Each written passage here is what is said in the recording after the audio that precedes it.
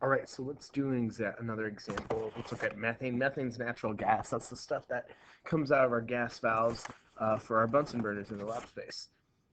Now, methane's made up of one carbon and four hydrogens. So let's go ahead and draw those Lewis dot structures or diagrams. So we've got one valence electron on each hydrogen and four valence electrons on carbon. Because again, remember, carbon is in the fourth column. So 1, 2, 3, 4. All right. Now, each hydrogen, again, needs two electrons. It's a weird element. It only needs two electrons. So carbon's going to share each of its four electrons with one of the hydrogens. So if we take a look at what that looks like. So we see the arrows are representing that carbon is sharing each electron with each respective hydrogen. Hydrogen as well, though, is also sharing its electron with carbon. So when carbon shares an electron with hydrogen, hydrogen now has two. So this hydrogen has 1, 2. This hydrogen has 1, 2. This hydrogen has 1, 2. This hydrogen has 1, 2. So each hydrogen is good. Carbon now also has 8. So it's got 1, 2, 3, 4, 5, 6, 7, 8. So it's fulfilling the octet rule. So we can draw these shared electrons again as bonds. So again, each line represents two electrons. So if we look at carbon, carbon's got four bonds. 1, 2, 3, 4. There are four lines, four bonds around carbon. But each bond represents two electrons each. Well, 4 times 2 gives us 8. Carbon has 8 electrons, so it's good. Hydrogen. Hydrogen has one bond. Each hydrogen, we should say, has one bond attached to it. Well, one bond represents two electrons. One bond is two electrons, and that means we've got two electrons for each hydrogen. And hydrogen is good. So you gotta be careful because hydrogen's a weird element. In order to fulfill the octet rule, it doesn't need 8, it needs 2. Now, sometimes single bonds aren't sufficient in order to fulfill the octet rule. What we need in that case are what are called multiple bonds. Let's go back there. There we go, multiple bonds. Let's do another example. Let's look at oxygen gas, the oxygen that we breathe. Now, oxygen occurs naturally in nature as two oxygen atoms bonded together. So if we look at the Lewis dot diagrams for each of those, we've got two oxygen atoms with 1, 2, 3, 4, 5, 6 electrons on each of them. That again is because oxygen is the 1, 2, 3, 4, 5, 6th column. Now, each oxygen has 6 valence electrons. Remember, the octet rule, they need 8. So if they need 8, they each have 6, they will require 2 more electrons.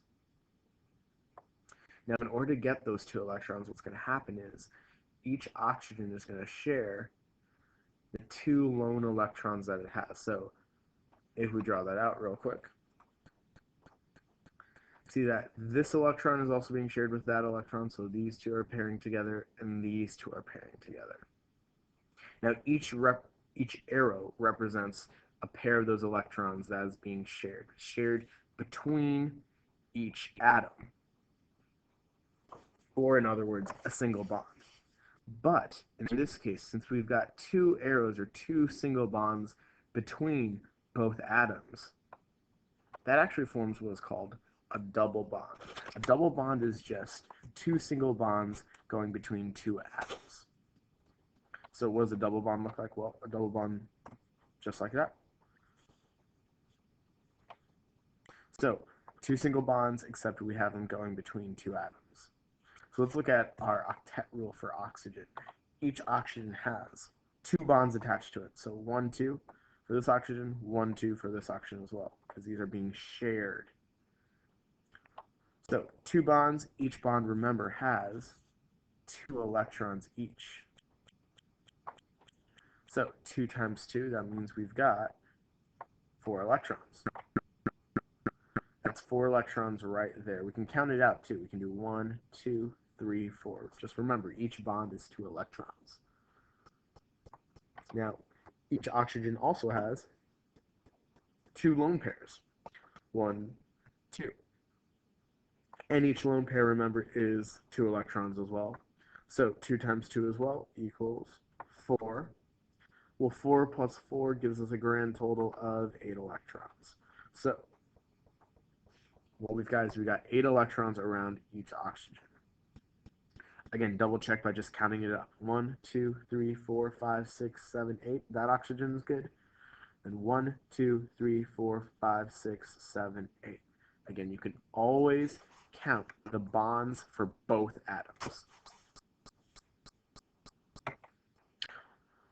I want you guys to check out the example of carbon dioxide on your own. We can talk about it later at the end of the lecture if you feel you need another example with double bonds. But then sometimes a double bond is not enough as well. In that case, what we need is a triple bond. Triple bond, a great example of that is nitrogen gas. So nitrogen gas exists in nature as a combination of two nitrogen atoms. Each nitrogen has a total of 5 valence electrons. So first let's take a look at that. So in the 1, 2, 3, 4, 5th column, we see nitrogens right there. So that's why it has 5 valence electrons. So let's take a look at our diagram. So we've got nitrogen. Again, we've got 1 electron on each side before we double up. So we got 1, 2, 3, 4, 5 for this nitrogen. 1, 2, 3, 4, 5 for this nitrogen. So since each nitrogen has 5 valence electrons, remember, we need to get to 8 because we need to complete the octet rule. So he needs a total of 3 more in order to get to 8. 5 plus 3 is 8. So nitrogen's going to do the same thing sort of that oxygen did in the previous example. It's going to share each of its electrons, or their electrons are going to start to pair up. So what does that look like? So this electron pairs up with that, this electron pairs up with that electron, and that electron pairs up with that electron. Again, each pair represents a single bond. And now, let's count up how many bonds we have between nitrogen and nitrogen. We've got 1, 2, 3. Since there are a total of 3 between each atom, together they make a triple bond. A triple bond is going to look exactly as you would expect. It's going to look like, and with 3 lines between each of them, and then 1 lone pair is left over.